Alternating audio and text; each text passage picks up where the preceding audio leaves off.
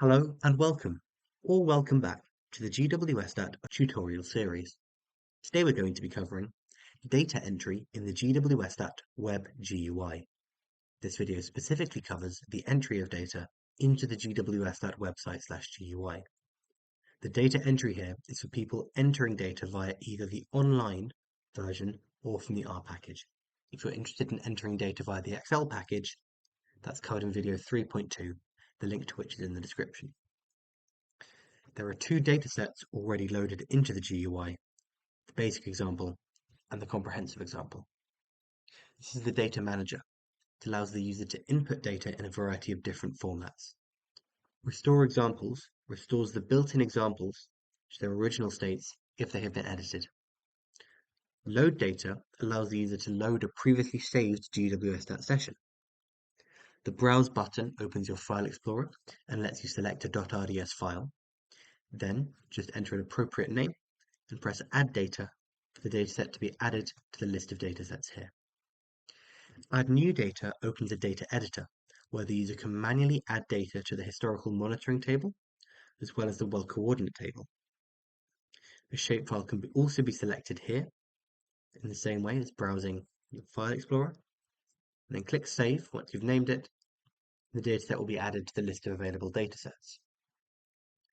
Import CSV data allows the user to select a .csv file from their files, formatted correctly for the historical monitoring data table, the coordinate table, and GIS shapefiles. An example CSV file can be downloaded from the link in the description. You can name something appropriate, Area 1 works. We'll browse, and we can select the well data. It's opened here. The same way we can select the well coordinate field, and that will enter here. And we can add a shapefile. And here we have a shapefile.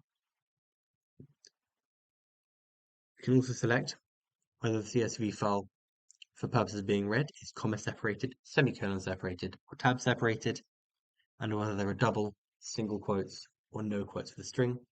We can press Import, select Yes for an NAPL value, and it will come here in the list of datasets. We can also import from an Excel file. This allows the user to select a GWS.XL add-in formatted file from their files. An example Excel file can be found from the link in the description. And again, we'll browse, open the comprehensive example, and import that. Selecting yes for NAPL values. This is gone over in more detail in video 3.2. Here you can see.